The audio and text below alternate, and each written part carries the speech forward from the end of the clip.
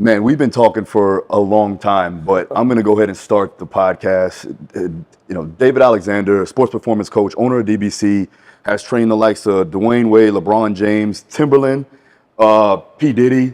Yeah. The list goes on and on. I can talk about this man forever. And the reason why I'm here is for my own selfish benefit, but you guys are going to benefit a lot from it. I'd just like to pick his brain. He is one of the leading guys in the industry. And so today we're here at DBC. We're in the recovery / therapy room, right? Yep. And just looking at all the details, like I said, it was a testament to your success based upon like all the things that you not nitpick on, but are very detail orientated. Yeah. You're kind of like my video guy back here, switching the lights up every 20 times. But which I respect that, by the way. Yeah, no, 100%. All right, guys, huge announcement. Yes, it's finally here. Battle tested my post-workout recovery matrix. It is everything that I use put into one particular bottle. So check it out. Link is in the description. Now let's get on to the video. So first, man, I just want to thank you for bringing Man, I appreciate you, man. 100%. I've been wanting to chop it up with you for a while. So. Absolutely. And we've worked with, he started with Timberland, and then now I'm working with him too as well. We work together. Let's talk about the start, because people know who you are, but I do want to get more of that root foundation of how it all started, because you're very successful. You own multiple businesses, and you're training the best athletes and people in the world. How'd you get started, man? Yeah, I've done other interviews before and other podcasts, and I've told some of the stories, but I always try to save a little piece for something new. So let me give you a little different aspect to it. Like most coaches, I went to college, went to school, got my background in kinesiology, did a post-grad in athletic training, spent my 20s going through getting certifications and finding yourself and making mistakes, as most people do. But I truly give like my start to the MMA world. When I came out of college, I was working with a lot of college athletes, and I don't like to use the word low level, but like college guys and G League type players and stuff like that. And it was great because I knew I always wanted to be with athletes. But back in about 2002, I was doing jiu-jitsu for Ralph Gracie. That's and awesome. You're an MMA guy. Yeah, man, that's awesome. You're the godfather of it. So I was doing jiu-jitsu for Ralph Gracie. And a lot of the guys then were up-and-coming fighters, guys like Jake Shields and Gilbert Melendez and Luke Stewart, and guys are fighting in Strikeforce and UFC shows. And my first MMA guy was Luke Stewart, who was a black belt, Ralph Gracie guy, and he was like, "Hey, I want to have you get me ready for a fight prep." And crazy thing, he was fighting at the Playboy Mansion. Yeah, it was gonna be the first fight back when they used to do fights there for Strikeforce. Yeah. So I was like, man, I'd love to. And so he's actually was a tattoo artist at the time too. So I said, I'll make you a deal. I'm not gonna charge you for the fight prep. Do my first sleeve, and that's dope. And I'll do your fight prep. Yeah. So it went well. He ended up like knocking the guy out in the first like 19 seconds. Yeah. And then from there, like anything, it's word of mouth. So after that, Jake Shields and him were good friends, and Jake was like, hey, let me meet your strength coach. And then I got on with Jake. Nice. And then Jake led the Gill, and so it was great. I was just submerged heavily into that MMA world, and I loved it. And, our stand-up coach was a guy named Tariq Kazim, who also now is a sport performance, strength conditioning coach out in San Francisco. Yeah, he has a gym, I think it's called Empower. So he used to work with like Marshawn Lynch and stuff like that. Oh, yeah? Yeah. Damn. So, I'd like to say I really got my start in the MMA world. That's amazing. Not so much the NBA and NFL. I love that, man. So yeah, that's cool. Yeah. And I think, it gave me a niche for when I did generate back into the NBA world and NFL world and PJ and all that was, and I think you know this better than anyone because you're still doing it at a high level with MMA, is there's no one more respected on the planet than a fighter. Yeah. And so for me was spending all that time around the MMA world and then gravitating back into NBA, my niche was I want to give these guys the mindset of those guys. I want to give these guys the approach of those guys because you know this better than anyone. When an NBA guy gets on the court, he has 4 other brothers standing behind him to help him try to get a win, he or she get a win. And then they got guys on the bench to help him get a win. Yeah. When an MMA guy gets in and that door closes, there's nobody in there but him. Yeah. And that's a different type of mindset. It definitely is. That's a different type of mindset. So if I can get my NBA guys to tap into that side, when they get on the court to know, you got some brothers behind you, but I want you to have that mindset of a fighter and that approach. So I think that was kind of, my niche of, starting in the MMA world and then bringing that back into the NBA and NFL and all that. So how were you able to like bring it to them exactly? Were you basically coaching them, giving them mental cues, things like that? Yeah, I think, what I saw was when I came out of college and I was, when you come out of college, you do things exactly how you were taught in college. Yeah. And any ATC or kinesiology or phys graduate will tell you this stuff, is you're going to do exactly what the book taught you. So I was following all these protocols and doing things as you should, but I wasn't really willing to jump over and start to play with that gray area and start to dive into the other books and stuff. Gotcha. So when I dove into the MMA stuff and came back into that world, what I looked at was I wanted to play with that gray line. And what I realized is a lot of NBA and NFL guys weren't making themselves uncomfortable. And with MMA, right? If it's the fourth round and your guy, we'll say Dustin, has a guy on top of him raining bombs in the fourth period, he's been there a million times. He's going to be calm. He's going to get out of me. He's going to go win a fight. So my thing was to try to take them back into their training in their off season and have them remake themselves every session. So I always say, and I've done posts on this, is your job as a strength conditioning coach, ATC, DPT, whatever it is to make sure your athlete remakes himself every session. Nice. So every session that they come in and see you, there's got to be something in there where they go, how am I going to get through this? And I don't mean like the throw up aspect, even if it's a biomechanic, like if they can, conquer a new movement, they can perfect a new movement, they can understand all of a sudden how to sit back in their hips or how to move kinematically correct. That's going to be a win for them, and they remake themselves. So it's not always just the side trying to throw up or push them, but they got to remake themselves every session. You give them the confidence to do better each and every day, and that actually transfers over onto the mats, in the cage, so on and so forth. Yeah. So like with me, and you're exactly right, is I put them in positions where they're going to be functionally better overall, because they need to have global awareness. They need to be able to be, you said, understand kinematics and understand where their body is positioned at, have proper proprioception. And when you go and do it in a specific standpoint, like I know what I need to do. I know where my body needs to be. And I do that now, being older and like really understanding it. I still train jiu-jitsu regularly, and I'm always in a good position because of the fact that I know my body and I know what positions are going to be optimal for producing force and absorbing force and so on and so forth. So that's awesome that you said that, because that's something that's missing in the combat sports in general, is that people just think that, and still to this day, it's getting better, but just beating yourself up over and over and over again. And we do that. Like that's something that is intuitive. As a fighter, when you're going to skills training, like most of the time, especially if you're hard sparring or grappling for hard rolls, like you're gonna push yourself mentally, you're gonna push yourself physically. And now we're tapering it back and being a little bit more methodical and strategic with our approaches as a trainer. That's it right there. And so with these young guys, and you've hit on this very well. I've taken some of your courses, and I will be taking another course here soon, thanks to my guy. Can you talk a little bit about like young coaches and what they need to do first before they start going into the world that we're in now with these high-level athletes? Yeah. One thing you said real quick, and I think people should really understand that, is that blend is, you said something that really like stuck to me right there, is the MMA world is used to beating themselves up day in and day out, right? And a normal day for an MMA fighter, and correct me if I'm wrong if it's changes, right? They get up, they'll have jujitsu for hour or two or whatever their days lined up. Then they'll have stand up, then they'll have their strength conditioning, and then maybe they'll have some mobility and correct stuff. It's a fucking long day, right? And the NBA world back then, and it's changing a lot, was a little different. They didn't push themselves as hard. They were more, so there's some guys out there that train hard, but for the most part, it was like, can I mesh these two things, right? Can you take guys that work really hard and make them smarter? We're like, hey, you don't have to work that hard. We just got to get you to move properly and also work hard. And then with the NBA guys or NFL guys, where it may be, hey, you move properly, but can we get you to work a little harder? So I think meshing those two worlds is super important for anyone. Going into the point as far as like young trainers, I think the best thing they can do, and unfortunately, we talk about this all the time, social media has changed the industry dramatically. And I think right now everyone's throwing everything at the wall to see what will stick.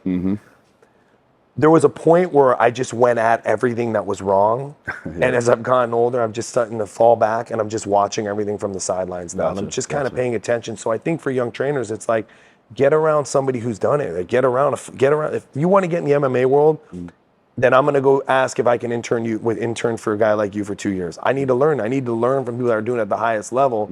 And I think trainers now are like, hey, I'm just gonna get in and become a millionaire when I'm 28 because I'm gonna do this or that on social media or whatever. And it's not like that. You gotta put your time in and you gotta get around people that have been doing it at a high level before you and doing it better than you. No, that's 100% accurate, man. I think that a lot of guys, a lot of young kids now, they're still spoiled in a lot of ways. And what I mean by that is that with young trainers, they have access to information readily available on their phones, laptop, whatever. Even with myself, and I know definitely for you, you didn't have that opportunity. You didn't have that opportunity to brand. You didn't have that opportunity to market. Yeah. You had to do it all on your own. And I want to backtrack a little bit because I do want to get like the process that you had to take, because that's big, right? You got to understand the process. Yeah. And a lot of these coaches, they want that fast track. Yeah. Tell them the step-by-step process. Not obviously too intricate, but you had to pay your dues. Yeah. Right? I think, number one, you got to get educated first, right? You can't become a chef if you don't know how to cook, if you don't know recipes and ingredients and things like that. And that's what the human body is. So I think number one is people are skipping education. I think right now people are just looking at social media, watching a few videos, and then just taking that video and doing it and not knowing the why or understanding why they're doing it. So you got to pay your dues. You got to get educated first.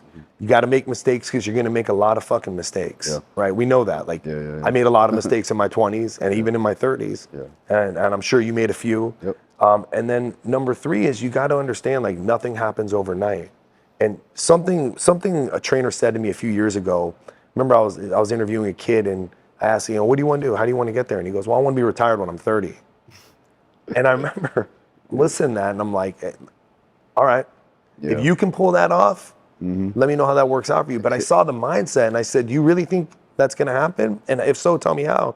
He said, well, I'm going to write a bunch of online stuff and I'm going to do some books and I'm going to do this, that, and the third. And I said, who's going to learn from a 27-year-old that hasn't spent any time with clients hands-on? Like, think about how many hours you have hands-on time. And I think that's where the industry and young trainers are going wrong, is they want to skip that step. They want to skip being in the trenches. They want to skip the 8 to 10 hour days. They just want to put content out and try to make money off of that. And they're not in the trenches. Like, think about how many hours a day you do. You know what I'm saying? And you're still doing it and you're at the top and you're still at a high level in the trenches. Like, I'm going to be 46 in a few weeks and I still train 7 to 8 people a day. I know, that's crazy. Like, I'm still in the trenches, coming down and putting in hours. One, because I love it. You're a practitioner though. Too, as well, But I think if you skip the steps of being in the trenches, you're never going to have real success. Well, we get a lot of those guys, when they come in with the degrees and everything else. And like I said, you need a baseline of knowledge first. You need an understanding of basic biomechanics, physiology, anatomy. And then they come in and then they have to also learn about people, right? They have to learn about communication skills. Yeah, that's huge right there. And then retaining the athlete or client that they have, being personable. You do a tremendous job. You were telling me about like how you create the culture in DBC and in throughout all your trainers. Like, is that something that you see is vital for like growth overall? Yeah, 100%. I teach a seminar called The Principles of the Trainer, and one of the first things I talked about is there's a book called The Energy Bus. And we're in the business of energy. We're in the business of people. And it doesn't matter how smart you are. It doesn't matter what your resume is. If you don't know how to connect with people and you don't know how to manage your own energy and you don't know how to manage your client's energy, you'll never have success. So I know there's people out there way smarter than me, but they don't know how to manage the energy of people, themselves, or that session. They can't connect. And I think when you have that ability to connect with people, but then also bring education and bring talent and bring experience behind that, that's going to put you on a different level. And I think that's the other thing too is, not to make this a whole thing about social media, but like social media is getting people disconnected. We're forgetting even how to say hello. We're forgetting how to shake hands. We're forgetting how to make eye contact. We're forgetting, like, now people just communicate like this. They're not even talking anymore. And when you're in a session, you're talking for 55 minutes to an hour to 90 minutes, however long your session is. And if you don't have an ability to do that at a high level, your resume doesn't mean shit. Yeah, they gotta want to be around you too. There's a big issue there. I know plenty of trainers that don't have the degrees, don't have the education, and really don't know a lot about training, but they keep clients for like 10 years and they may not get results like that. Yeah. But they just like to be around them, you know, and that's not that obviously you want to be good and you want to be great at your job and get the results, but it just shows that that's a major role. That's a major key factor that you need to have, you know, so. I always say, you know, you can judge a trainer off their attrition. Yeah. So watch how quick their clients are turning over or how long they're staying with them. Because like you said, like I know trainers out there that have had clients for 10, 15 years and gotten zero results. But maybe they've helped them mentally in their life in a way that physically it doesn't matter, because mentally maybe they brought a happiness, and maybe they made them a better husband, a better wife, a better father, so whatever it may be. So there's something to be said about that as well, I think. So, you know, I do think it's extremely important to have that background in physiology and anatomy and biomechanics, all that stuff. But if you can mentally help somebody now, when you talk about, I mean, it's a whole other topic, but you look at mental wellness and illness and this type of stuff, there's some coaches out there that are literally saving people's lives just off that interaction. Maybe they're getting fatter when they train with them. Yeah. But they're helping them mentally. There's something to be said about that, I think. For sure. I think that's a beautiful gift as a coach if you have it. Yeah, no, it is. And you started in like the big box gyms, right? Yeah. This is probably how long ago now? I don't want to age you. Never mind. Don't say it. No, you age. I'm gonna be 46 in a couple weeks. My man. See, sometimes I gotta ask, man. It's all right, man. So when you started though, like you learned a lot from those big box gyms, right? You learned the business side too, which is important for any coach right now. Yeah. Can you talk a little bit about that? Yeah, I think it actually goes back to your other question of like, what do people got to do? And so when I came out of college, right, like I just wanted to train. And so I started training right away. But then I knew I wanted my own thing. I knew I wanted my own brand one day, and I knew I wanted to be my own boss. But I knew I had to put the time in. I was going to have to work for someone who's going to tell me what to do. And they were going to show me how to do it. But the business side is where I see a lot of gym owners and trainers skip. So I ended up applying for a position at a corporate facility as the athletic director, and I wasn't allowed to train. I had to literally run the training side of the business. So I was allowed to do like 5 hours a week, but my day consisted of meetings, P&L reports, going through like all the sales, understanding the marketing and the business. And I remember I was like, this is fucking miserable. Like I want to train. But I knew if I didn't know that, what I have was never going to be successful. So understanding how to read a P&L report, understanding the difference of operating from the red or the black, like this basic stuff, like business people know that, you know, in their sleep, trainers don't know them, business owners don't know that. So I think if you have the opportunity to get in a position to learn the business side of the industry, that's going to make you more successful as an owner. Like gyms don't make money. A lot of gyms don't make money. People don't get that. Everybody wants to own a gym. And I recently saw something on social media. It said the real win is what's signing your second lease. And that resonated with me. And I was like, wow, a lot of gyms don't sign a second lease, right? They come, they open up a 5-year deal, and then they close, they go bankrupt. Or they have a billionaire client backing them who needs the loss, and they're okay operating in the red. So I think when you understand what it takes to create revenue through your business, not just as a trainer, that's going to give you an advantage that a lot of trainers aren't putting the time in to learn. So with that, what is the steps that you think, let's say for someone trying to open up a gym, they've done the steps that required. They have a good clientele list. Now, the next step is to get their own spot and to start to build their own brand in their own area. What are the things that you look at when you're trying to open up your own facility? It was funny because I used to say, hey, you got to have a business plan. You got to have a business plan. You don't need to necessarily have a business plan, right? And what I mean by that is as long as you have an outline of how you're going to make money. And I think the biggest thing is, if I can give any young trainer advice, is understanding how you're going to create revenue streams, right? On any given day, there's only 8 good hours in the day to train. If you're doing it right at a high level, if you're really coaching like the way you coach, or the way I coach, or the way some of my coaches coach, you're doing it at a high level, that's a lot of energy you're putting out each day. So there's 8, maybe 10 hours if you're under 30. Once you get over 30, 10-hour days is it's tough now, So you got to look at it and go, if you're relying just on personal training to create revenue, that's not going to cover your rent. That's not going to cover your electric bill, your cable, your insurance, the cleaning company, the towels, the water, all the stuff you got to order. So creating revenue streams is number 1. Number 2, also understanding how you're going to pay for that build out. Are you going to take a loan? Are you going to get an investor? Then what does his deal look like? And I think people just get too excited by this and they don't understand like there's a business component to it. So the first principle is, you know, I always tell people, if you can finance it yourself, finance it yourself. The only way you want to bring in an investor, my opinion on this, or you want to bring in outside money, is if that investor brings something to the table that you don't have. If they have more business sense, better marketing, something that they're going to add. Because if they're going to give you money and it's not a hard money loan, and we'll say it's, you know, you're going to give them equity, you're going to give them 10, 20%. Unless you want a silent investor, you want somebody that knows more than you about business so they can help scale. Gotcha. Yeah, I like that. And then, you know, again, number 3, man, understanding revenue streams. I say it all the time. Like, we have, you know, multiple revenue streams here at DBC, from our certifications to our trainers to our seminars to opening more facilities. And so, you know, when I created the brand, that was the biggest thing, was I knew I wanted 7 different revenue streams to this place. And I knew if I didn't do that, I was going to be in here till I'm 60 training a lot of people, and I don't want to do that. No, for sure. And I don't want to do you that. won't have to do that by your It's by the exhausting. success that you've had. It's I exhausting. don't think and I think at this point you're doing it because you love to do it. And you've done it all because you love to do it, but there was a point where you needed to do it for money too as well. Yeah. You know, obviously. Yeah. And we're at the same, like, I'm definitely not at your level, right? I'll say that right now. You got years on me, you got more experience on me. I'm on that trajectory. Hold on for a second, man. This is like, just, I hope young trainers out there see this, because this is what the industry missing, how humble this guy is. This guy, and I'm going to give you your flowers right now, as they say. My man. This is the best MMA strength and conditioning coach out there. This is a business owner. This is a husband. This is a father. This is a guy that's done shit at a high level for a very long time.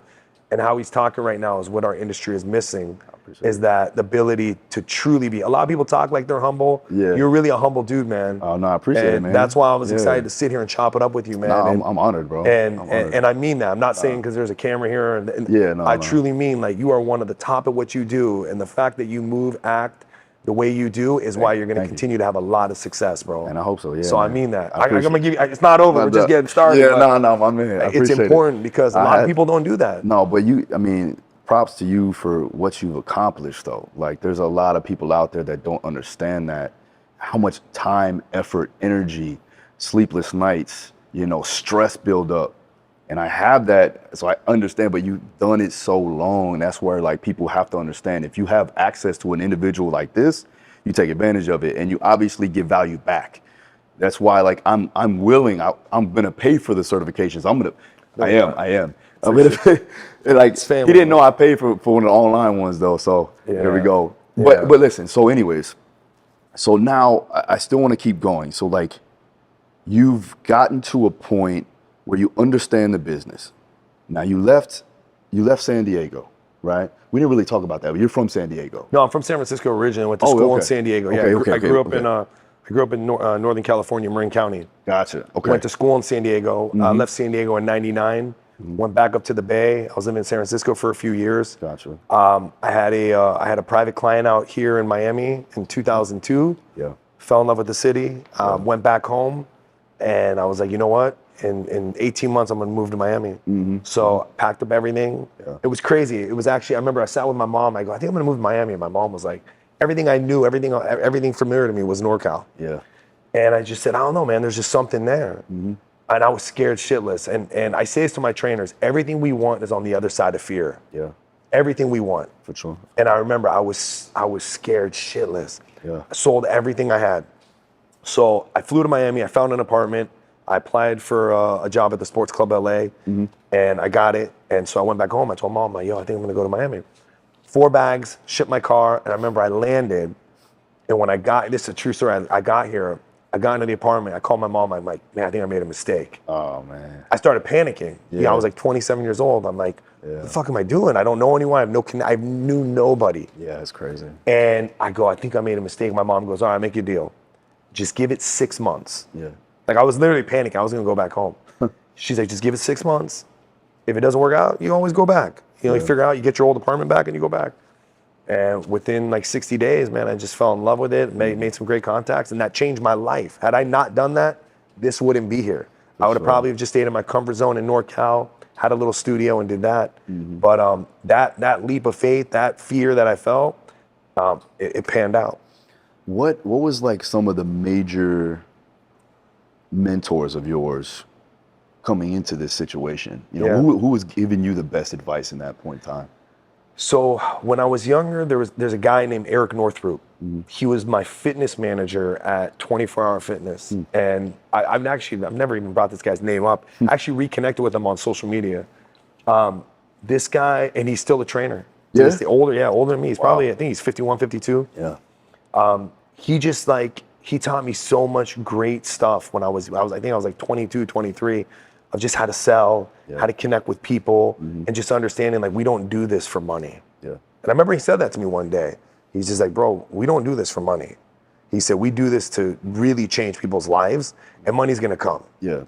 And I remember I wrote that down. I tell people in the principles of the trainer, like I kept a journal my whole career of everything I wanted to do in the industry, things I wanted to change, things I saw. And I remember I wrote that down. I'm like, we don't do this for money. He was a big influence for me in my early 20s. When I moved to Miami, my business partner now, Donnie Raymond, is, Donnie's the GOAT, man. And I don't think that guy, he's the most, you talk about the word humble, like, Donnie, I think, I'm gonna put your age out there, bro. I think he's turning 55 this year. Yeah. But Donnie, like, he changed my life when it came to biomechanics, because I thought I knew when I came out of school. Yeah. And I tell this story at the level 1. I thought I really knew what biomechanics was till I met that guy. Yeah. I knew everything there was about physiology and anatomy and strength conditioning and all the stuff they teach you in kinesiology. But when I met that guy, I remember I had a bulging C6, C7 from jiu-jitsu. I was 29 years old.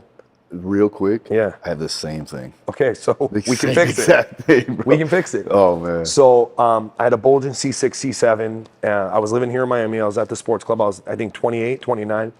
And a couple of the trainers were like, oh, man, you got to go see this former Navy SEAL guy. He's a biomechanist and da-da-da. And I was like, biomechanics? Like, aren't those the guys that just look at, like, motion capturing? And like, no, this guy's different.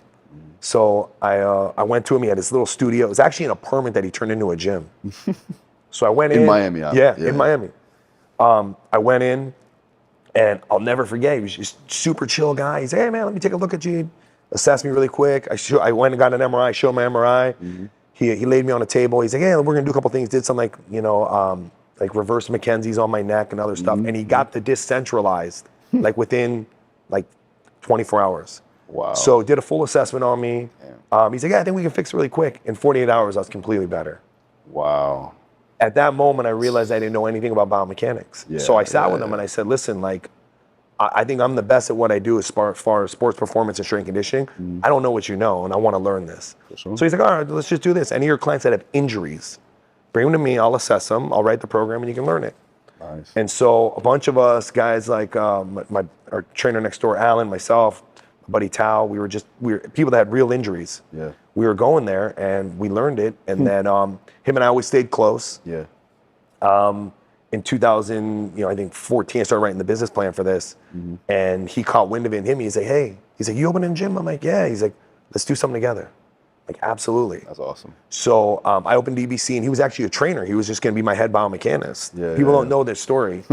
So he was a trainer here. Okay. And then we started talking about certification, this, that, the third. And I was like, you know what, man? Like, no, like, I want you to be my partner. Yeah. And I said, let's do this. Like, let's figure this thing out. And so the next day we went 50-50, and that's crazy. He just was invaluable to me. So those two guys I think had the biggest influence on me was Eric and Donnie. That's awesome, man. Yeah, I mean, he's, and him being a SEAL too, he obviously knows how to put together a team, right? And how to be a part of a team. Yeah.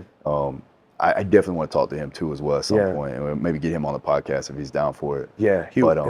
But yeah, I mean, it's a great thing when you can get those individuals that you look up to to be a part of something that you've created. Yeah. And then you guys can grow it together. Yeah. And then as far as from a business side, like because let's face it, you've done tremendous things from a business side of it. Who were some of those people? Honestly, like coming up, so my mom was an accountant. Yeah. So I was always like understanding money growing up. And the number one thing my mom embedded in me was, you can't have debt in your life. She's like, you cannot put a price on a good night of sleep. And I'll never forget this. So having that mindset was, I never wanted debt. Yeah. I just did, like, for me, like, we paid this, our investment off, we paid it off in 18 months. Like it just, you can't operate from a place It was of debt. it was a bigger investment too. It wasn't like Yeah, no, it wasn't little small, thing. man. It was north of 300,000. Yeah, yeah. So it wasn't small. So it was, I didn't sleep for 18 And he was months. going. That means you're working. Yeah. So that was number one. And then, you know, honestly, I think two people that really shaped me with business, three people, and we'll just say over the last 10 years, was Maverick Carter was one. I started training Maverick back in 2011, I think. For those that don't know, who is Maverick? So Maverick Carter is LeBron James's business advisor. Yep. Manager, all that. I don't know what his title is. Yeah, He's his own person. I don't even like doing it. Like, Mav's the best at what he does. That's awesome. But I was lucky enough to, like, you know, he's a very close friend of mine. He's jumped on the Principal of the Trainer seminar. During COVID, he did a webinar with me and with schooling trainers on business. And, you know, I was very lucky to have him as a client for several years. And, you know, it was like going to Harvard to get my MBA. Like the stuff that guy taught me, guys like Steve Stout, guys like Timberland. We're very lucky. A lot of trainers don't realize this is we train very smart and successful people. And I think when you build that trust and that relationship, to have access to that information is invaluable. And I've had that my whole career. Even at, you know, back when I was in San Francisco, I had access to VCs and wealth advisors and things like that. So I'm always just talking and asking. If I don't know something, I want to learn it. Like the Donnie story. Like, I didn't know biomechanics. I'm going to submerge myself with the best and learn it. You know, and I think that's, if you can understand we don't know everything, and the minute you think you know it all, you take a step back. So I don't care if you're the best house cleaner. I want to know what products you fucking use, because I want my house to smell like that. For sure. That's just how I am. Is like, you know, I want to get around people that are better than me at things. Absolutely. You know, even at my age now, is like, I'm still looking for people that are a lot better. And I just think that's how you continue to grow. No, I agree 100%. That's why we do this podcast too, as well. It's like, I need to get in front of people that I want to learn from, you know? And so let's take it back, because I know a lot, and I coach a lot of coaches. So they give me these questions and I'm like, because for me, it's kind of intuitive. Like, I would just ask, you know what I'm saying? But for someone who does have that type of client, how do you go about asking these certain questions that you want to learn from a business standpoint, from just like, I wouldn't say entrepreneurial, but also just anything? Because sometimes people are afraid to ask those questions. You know? You know, I remember when I was in school, you know, like any degree, you got to take some subjects you don't really care about. But I had a great psychology teacher for one of my courses. And I remember there was a portion, there was a portion, the gentleman was teaching, he says, people love to talk, and people love to talk about themselves. And he said, when you get into a job interview, if you can provoke and promote the person interviewing you to talk more than you talk, they're going to think it was a great interview. Right? And I remember I used that tactic when I started interviewing for jobs. Was like, they would ask me a question, I would throw a question back at them, like, well, why'd you build this place? And then they would go on a tangent. So true. And before I know it, I didn't actually say shit in the interview. This person said everything and walked out, and I got a job. Great guy. I love that guy. They were like, man, that guy was great. So I think, you know, number one is your clients hire you to hopefully relax. They're not here to talk about the shit they do all day. Like, I know when I go through the door, the last thing I want to do is have to talk to somebody about biomechanics or sport. I'm like, bro, I just did this shit for 8 hours. I want to relax. But I think when you build that relationship in a session, like Timberland, for example, like, how many great conversations do you guys have? We had one this morning. Right? It's crazy, He's a guy that he loves to educate and teach people. And once you have that trust, it's more about, you know, not going, hey, Tim, tell me how to write a business plan. It's more like, how did you create Versus? And he's going to want to share that information because that's just who he is. He's a great guy. So I think asking the right questions is more important than just asking questions. So when you learn that skill, because that is a skill, I think, is to understand, like, you know, your clients don't want to just sit and talk. They're paying you to hopefully get in better shape mentally and physically, but to learn how to ask the right questions. You said something in the webinar that resonated with me, where it was the fact that it was more so about how you communicate well with that individual, and that they want to tell you about their day. You want that individual to come in and have the best time here, right? It's the best part of their day, right? It's the best part of the day. Come in and train. And now I tell my trainers the same thing. I'm like, this has to be the best part of their day, you know? And a lot of trainers don't understand that. And I think that they need to make that apparent when they walk in, when they're people that come to them to pay for their time, you have to give them that experience. Yeah. You know? And I the problem is, again, people don't want to put in the work. Trainers don't want to put in the work. Yeah. And understanding, if you're truly coaching at a high level, it's exhausting. Yeah. Because it's not just the conversations, it's not just the cueing, it's not just the reps, it's not the program design. Putting all that together for 55 minutes and then doing that times 10 per day, times 5 per week, or 6, how many days you work, that's the difference between high-level coaches and mediocre coaches. Because anyone can sit and count reps, right? We know that. How many times you go in a gym and you see a trainer sitting, with their legs crossed, eating their food, just counting reps? Like that, to me, is just like, that's a whole other conversation. Crazy. But I think it's to understand what your volume is, right? Like I tell my coaches all the time, whatever energy you deliver at 6 a.m., if you choose to take a 6 p.m., you better be ready to deliver that same energy. If not, don't take that session. Because you got to know what like, I know my threshold. My time is 9 a.m. to 2 p.m. That's a really good point. After that, I'm worthless, right? I got to go get these golf balls. I got to go for a ride. I got shit I got to do. But I know my 9 a.m. and my 2 p.m. are going to get the same fucking energy from me. And that's really, really important, because I think I see coaches do this all the time, is they steal from their clients. They're on their phones. Look, I was in a gym the other day. I say this all the time. I don't know if I said in the last seminar that you saw, was I'll have my earbuds in, but I never have music on. When I'm in a different gym, I just want to listen. I want to listen to how people are coaching and training, and I pay attention to that shit. And I remember I walked by this trainer, and he was literally just scrolling on IG while his client one was doing a horrible fucking squat. Oh, man. And just scrolling on IG. And I remember looking at that, just going like, that's exactly why personal trainers, we don't have respect. Because the same guy over at that gym over there is got the same profession I have. He can call himself a PT or a strength conditioning or whatever your title is. He can say he does what I do. And that's me personally, what my mission is as far as changing the industry, changing the narrative a little bit for that. Yeah, it goes as far as like a lot of my guys, they don't even like to be called personal trainers because of that. 100%. And it was a long time where I was like, I even said it on one of my seminars, and I was like, I'm not a personal trainer. Like I'm a coach.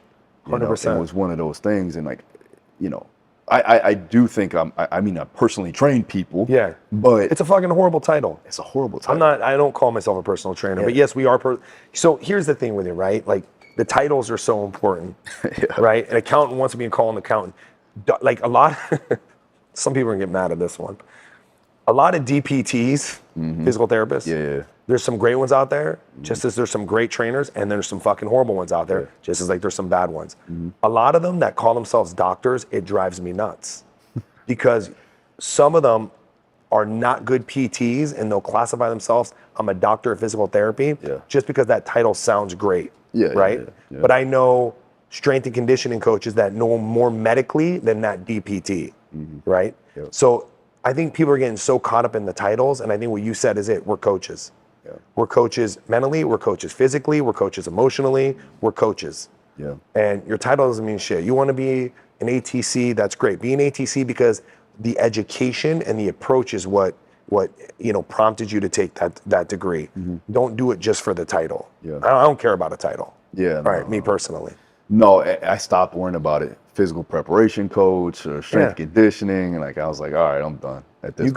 It's funny. Sometimes I'll just be going down the rabbit hole on social media, and you look at some personal trainers' pages, and you read their bios. And it's just like, unfortunately, people love to do things to validate their own opinion, not to actually motivate, educate, or inspire. Right? If you ever look at like how many people are using social media and their stories as like an emotional journal, it's like, man, just call that person you got a problem with. Like whoever you're venting about, just call them. Like don't put it on social media. Like don't go down the rabbit hole with that. And I think that's the problem, is like social media have given access to, and we'll stay in the training industry, for people to literally use their stuff as an emotional journal. Hire a therapist. Well, if you really got all these things going, no, I'm totally serious too. Like hire a professional. Like if you got these things going on with you, go see a psychologist. Stop using your stories as emotional journals. Like, they just want it. At that point, it's just about attention.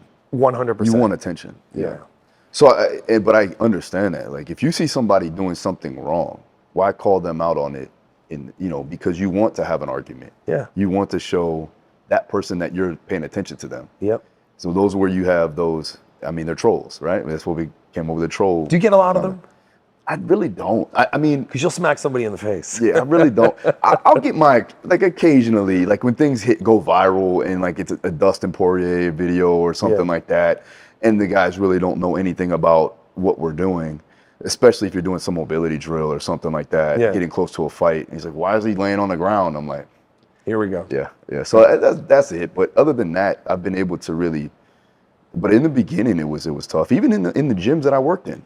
Yeah. Even coaches in the gyms, the skills coaches in the gyms, they were like, what is that? Why is he doing that? Yeah. And that's a big issue with a lot of trainers too, is that they don't want to put their stuff out there like that because they don't want to I know a lot of smart individuals, very good coaches.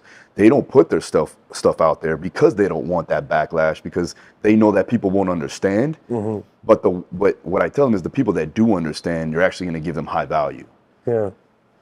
So it's like it's a gift and a curse in a lot of ways, Yeah. But there was things like with you, I know that you put out a lot of stuff that is obviously functional and is for the athlete. Mm. And it's subjective. And people have to understand it's subjective per context of what 100%. They need.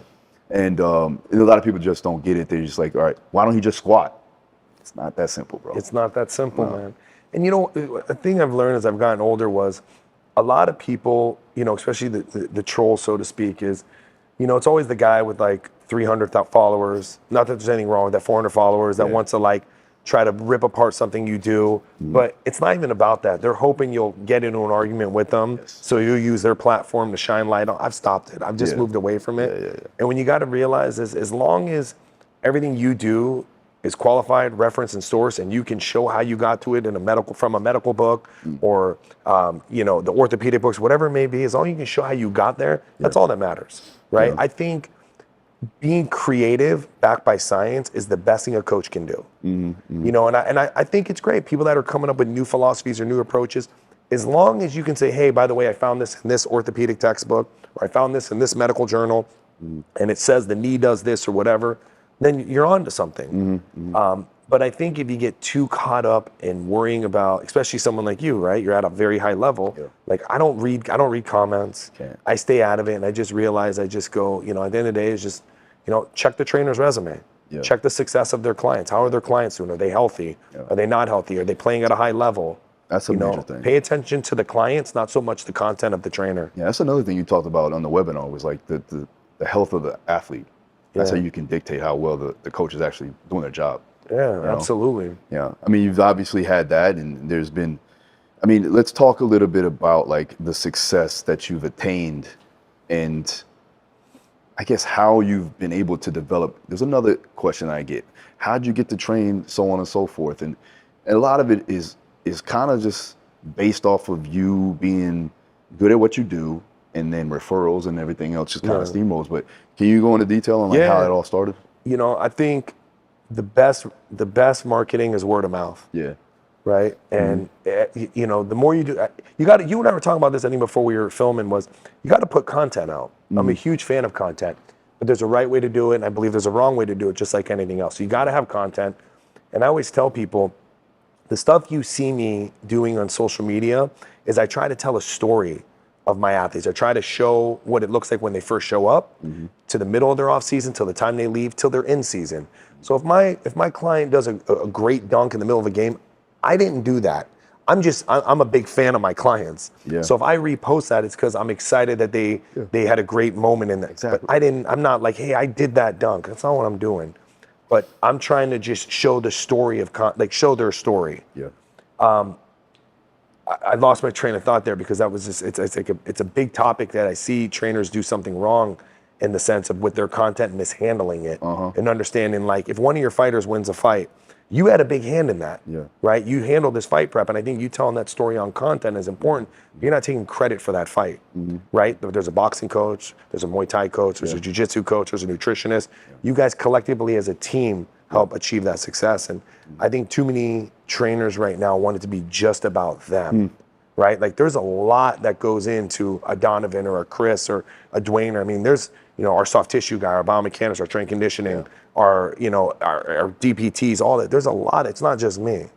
So I think being able to tell those stories is really important. Yeah, and that was one thing that I ran into some issues with that too as well. Just want to put my guys, I want to basically show my gratitude to helping them in a small portion of a way.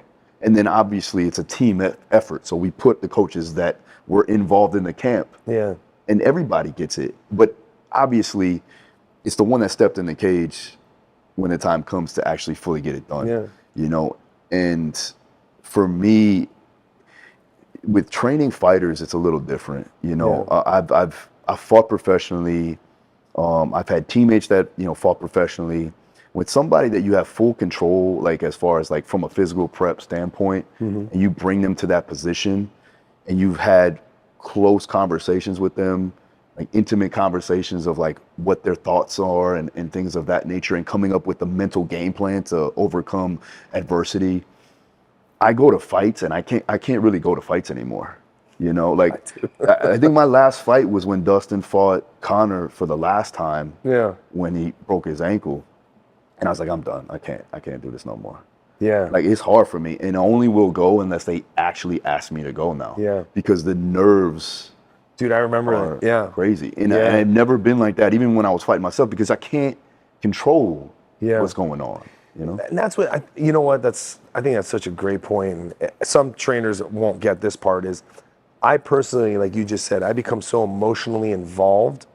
On a level with my clients, their success matters to me, right? Like it's not like you come to Miami for 3 months and train and leave, you don't hear from me. Yeah. If you ask any athlete that's ever trained with me, I'm checking in on you all season. Not for any other reason, but then I genuinely care about your health and success. Exactly. And I think if more trainers did it for that reason and not just to be tied to the athlete, you would see the success rate of that athlete go up.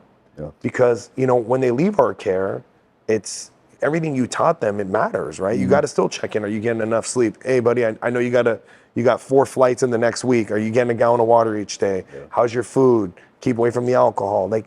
I just think, if you're really a good coach, you will emotionally become so invested that you can't help but almost like let it take over. Yeah. So that stuff's important. Yeah, no, definitely.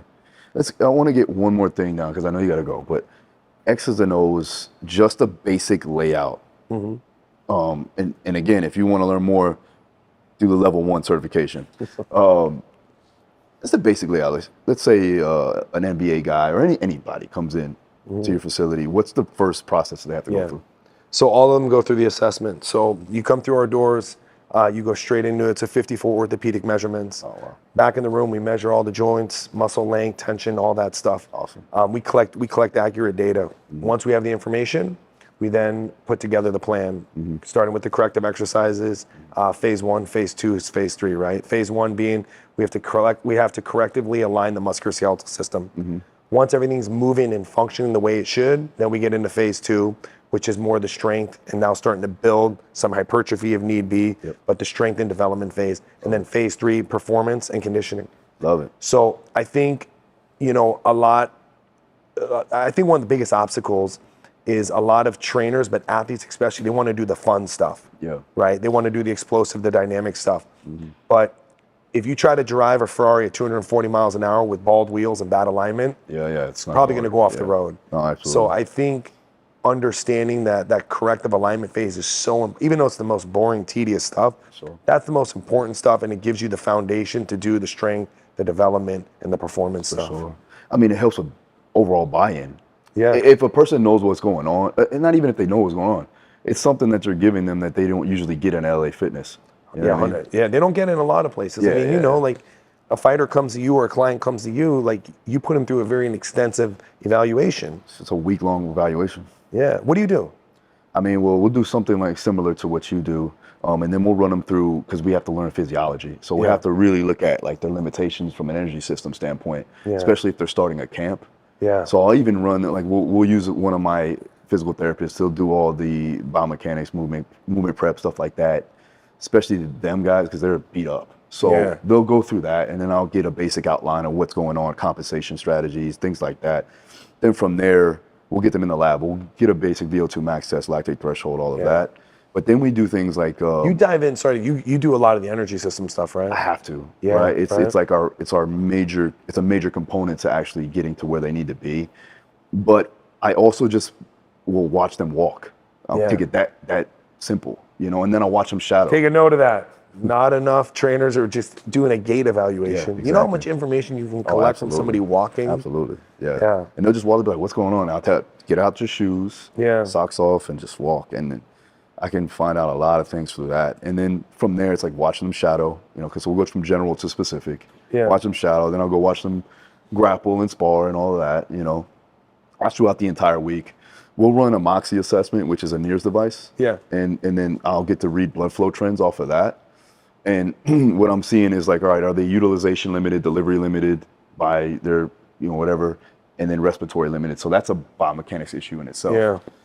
Then from there, I can streamline the energy system training based on the limitation, so there's no wasted time. There's a lot of things that we need to get done in a very condensed amount of time with fighters. You know, 8, 10, 12-week camps, maybe sometimes 4.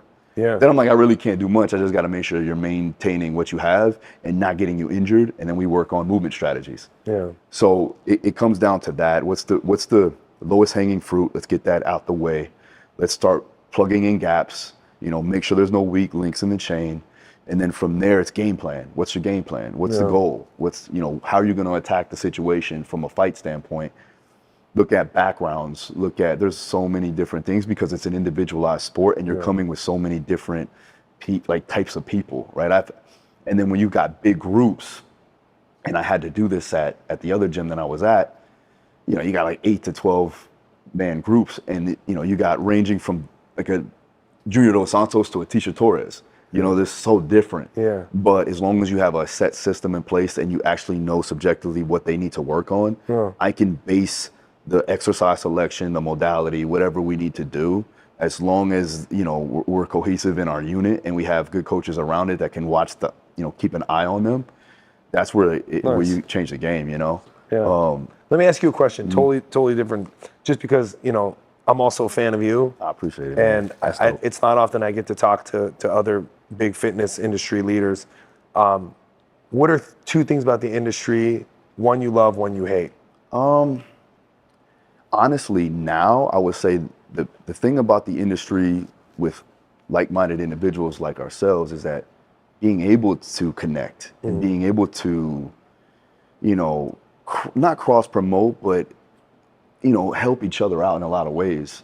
On top of the fact that I get to pick your brain, you get to pick my brain. There's things that you know that I don't know. You know what I'm saying? So like, I'm always about that. And that's how you level up the entire system. Right? It's helping people, help each other. It's just like a team, man. And you're doing it in the efforts of helping people. So like, if I can come to a professional like yourself, like, what are you doing? Because you're doing it the right way. And that's what I like. The other thing I don't like really is about the negative side of that same aspect. Is going after people. And then trying to I don't like to say like trying to remake the wheel or whatever the case, because I like innovation. I do like that. I do like people that are trying to move the needle in certain positions and make sure that they're leveling up the industry in that particular way, but doing it in the efforts of just trying to be different as opposed to trying to get better. Does that make so that's it, right? I mean, I agree with that, man. That's beautifully said. One other question for you. Because I don't ever get to do this. I like this. I get to ask you need to have a podcast. No, you really do. No, I'll tell you why. You said 2 things. One, like, I used to go after people, but I never went after people to try to decredit them. I went after them to ask the why. Like, there's a lot of people, and it looked like I would shit on people, but it was, and by the way, I just stopped doing it as a whole because I just don't have the energy anymore. Because it's like, you make one comment and 6,000 comments come through, and I'm like, I'm not doing it. If you throw it at the wall and it sticks and people want to believe it, go ahead. But I used to go after people, but it was always to understand the why of what they're doing. And you realize the more defensive somebody would get, there's probably not a lot of science behind that. Right? Who do you think, or what system do you think is something that's up and coming? Because I believe what you just said too is the more collaboration, the better the industry gets. Like I'm constantly trying to reach out to other coaches and trainers and build. So is there anything out there that you love right now that you see up and coming? Up and coming. And if not, just saying, well, we don't know. We'll keep an eye out and save it for No, another I mean, conversation. the difference in the energy system training now has shifted. Like, you know, there's a young kid named Evan Picon that I learn a lot from. And he's super smart, super intelligent. Worked a lot with like CrossFit Games athletes, but he's multiverse. Like he's done triathlons, he's done different things. And he shifted the way we thought about energy system training in a sense of looking at blood flow trends and doing it that way, as opposed to just being like, all right, that's anaerobic alactic work, or that's lactic work. And if you look at it from a physiological standpoint, you're always going to have some level of lactate accumulation. You're always going to have some level, you're always going to be aerobic, right? Because if you weren't aerobic, if you didn't utilize oxygen, well, you'd be dead. Right. Like, so it's funny because the technology that they had back then when they were trying to measure it out was too slow. Now they reevaluated it, and it's like, well, we have to measure it on a millisecond time scale now. So it's equivalent, and he always has this analogy, it's equivalent to like if they did the testing, and let's say, for instance, me and you were talking, and there's one other person here, we're drinking a coffee, and it's filled up to the brim. That person leaves, goes, takes a call.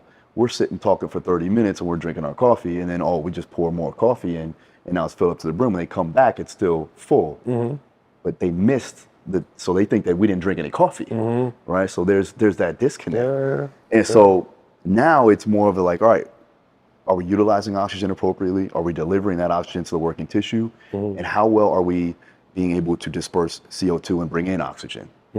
And that's the way we actually try to run our system when it comes down to energy system training. So that's one thing, you know, and then I just love movement strategies in general. That's why, like, for you, this is perfect, you know.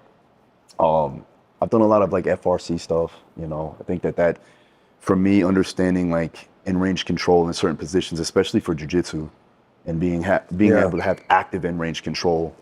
Obviously, passive range of motion is important, but also being strong in those end ranges is something that, you know, allows us to be successful in certain ways as far as, like, especially on the mats. And I'm taking it from my perspective because this is what I do. But, you know, I've noticed that you got a lot of guys that are flexible, but if they get stacked, they can put their legs over their head, but then they're getting passed because they don't have position control.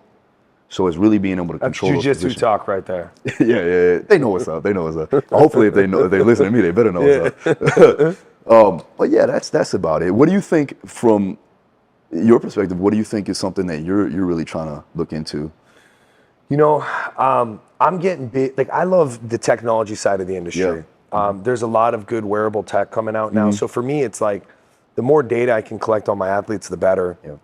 For a while, like, for example, like Oura Ring, I don't get paid to say this. I'm not affiliated with them or anything. I love the Oura Ring. I'm big on the tech side of stuff right now. I love the ability it delivers, the information it delivers me about my sleep, my oxygen, my breaths, my heart rate variability, all that stuff. That stuff, I think, plays such a crucial role for athletes and just general population. Like, I'm huge on the mental side of things now.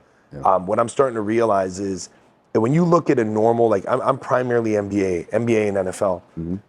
When you look at the schedule of an NBA player, and people don't really realize how rigorous it is and how much these guys put their body and their mind and body through just to perform for us, for a fan.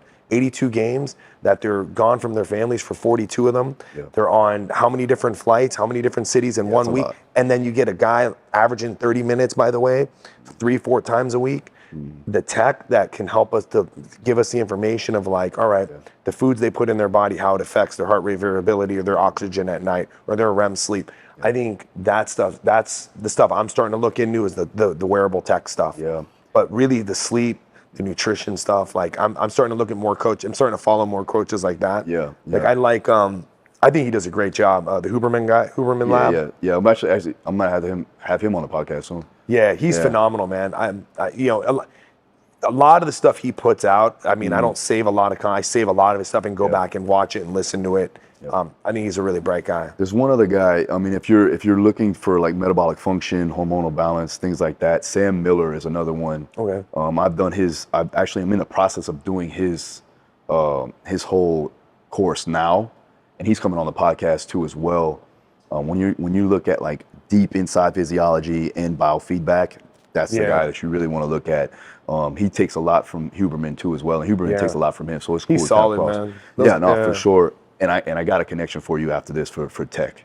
Just remind me. Yeah, I love the tech stuff. It's all, you know, I'm very lucky because I have access to a lot of great engineers. Yeah. So, you know, I get 100 emails a month about people, hey, look at this, try this, do this. Yeah. So we'll send it through that. Did you ever try the Omega Wave? I didn't. So we use the Omega Wave as opposed to the... By the way, these aren't plugs. We're not getting paid for it. Yeah, definitely not. If you want to, though, I guess, you know. Omega Wave, worked a lot with Gym Aware, too, as well, from just understanding more of, like, fatigue management. Mm-hmm. So we use velocity-based trainers like Gym Aware or Flex, something like that. That's simple. The only thing with that is, like, with the guys, they like to, like, kill the bar and then, you know, then technique goes out the window. But yeah, the Oura Ring works. I know the UFC PI uses that now. Yeah. More than anything, they transition to the Oura Ring. For me personally, the great thing about it is I can get my athletes to like screenshot it and send it to me. Yeah. And then it allows me, you know, you can track 1 week, right? And you can look at what their HRV and their respiratory and these things are. Mm-hmm. And then if you see a spike of something, I can say, okay, what did you eat? Did you drink? Did you do this, do that? I think that's, as a coach, that's your job to dive into the lifestyle of your athlete. Mm-hmm. I think that's really, really important, and it gets neglected because they're like, well, it's not a billable hour. Well, if you're doing your job and you're lucky enough to work with a high-level person, that's the stuff you should be paying attention to. For sure. The lifestyle is so, so important. Do you recommend them getting that first when they train with you? Yeah. I always ask them, hey, like listen, it doesn't have, if you want to wear a Whoop, wear a Whoop. You want to wear an Oura Ring, but you need HRV and you want like direct current. I love the Oura Ring. I tell all my athletes to get it, wear it, and screenshot it to me in the morning. Nice, love it. Man. It just gives you the more data you can have, as long as it's good data. Of course.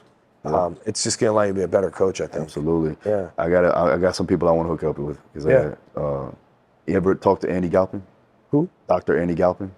No. I'll get you with him too as well. You guys know Dr. Andy Galpin. He's big. He's been on Rogan and stuff like that. So he's too famous for us now. Oh, he's been okay. Nah, but he's another one that definitely look into. He's a muscle physiologist. Okay. But he uses all that tech, and him and then one other one. And I'm big into breath now. So breath work is, you know what I mean? Huge. So Brian McKenzie obviously is one of the major guys. Yeah. Yep. I can get you contact with him. He's tremendous. You like Wim Hof? Yeah, so I actually do Wim Hof breathing techniques in the morning. I do it in my cold tub when I'm freaking freezing. Yeah, no, for sure. You have to. Let me tell you, if you guys don't have a cold tub, and even if it's economically not in your budget, go get some ice bags and put it in your tub. That has changed it, right? At least me as being an older guy now, that has changed me in so many ways for the positive. Yeah. I do it in 2 ways. In the morning, I just get in it for 90 seconds. Just to wake me up and get my day going. That's a tough one. And then I use it for muscle recovery and more the physiological side at night. You're getting hormonal benefits from it too. Huge. Listen, like huge. So I get my blood work done every 6 months. I get a full hormone panel. I go through everything. And since I got a cold plunge and started it, I noticed a huge boost in my testosterone, cortisol calming down, adrenal system calming down, all these things. It's been huge for me. Have you done any contrast with that? Like as far as like infrared light, sauna, stuff like absolutely. that? Absolutely. Yeah. I'm a huge fan of all that. If you're a professional athlete, then you do have access to the funds. So you should have a cold plunge. You should have infrared sauna. You should be doing Epsom salt. You should have all of that. Like if you financially or in a place that you can afford that. That's where it's at. All of that. That's what's going into the new spot now. So we have a full infrared sauna. Amazing. We have the cold plunge, fits 2 people, and then we have the Normatec boots, everything else going in there. The studies are there. Listen, I always just say, like, as long as the studies are there and can support what you're doing. Yes. But huge benefits for that stuff. Huge. Definitely. So now that I know you like tech, I got a lot of things I want to show you. Yeah, I love it. I'm like turning into a nerd. Yeah, that's it, man. That's it. Like I'll run. I got like my Apple Watch. I'm looking at everything now. It's like, it's important. And we use that a lot, especially with the conditioning training too as well. Obviously, we use, heart rate monitors and stuff like that. I was doing a triathlon I was yeah? training for it. Yeah. And I understood, I was like really deep now into tech as far as understanding like energy systems and also like making sure that I was at a particular range. And I'm going to hook you up. So we have a triathlete endurance coach here, Javier Pineda. He did the Ironman like 10 times. He's run like 3,000 marathons. It's psycho. Yeah, they're crazy. But I learned a lot from him with the energy systems and the tech and stuff. Super smart guy. You guys will geek out together. You'll love it. Yeah, dope. He's awesome. Yeah. Perfect. All right, I won't take any more of your time. I'm good, man. All right, All good. All right, so anything you want to plug? Let's certifications, everything else. Yeah, no, I like. Do it, man. I'll be honest, I'll do it for you. No, listen. If you follow me, we have a DBC level 1, level 2, level 3 certification that dropped. Principal of the Trainer Business Seminar. We have our new Northern California location, San Diego. Here in Miami is our flagship. We got a lot of things in the pipeline that are coming. It's going to be very exciting to be part of this brand and to watch where we're going. Yep. Awesome. Yeah. All right. Check him out. Instagram too. David Alexander. David Alexander. Go check him out. Thanks again, my brother. I appreciate you, man. I've been looking forward to doing this. Man. Yeah. See you again next time. All right, guys. Battle Tested, my post-workout recovery training supplement is now available. Link is in the description. Again, this is all the formulations that I put together in one bottle to make you recover so that you can train harder and progress going further. All right, check it out. Link is down below.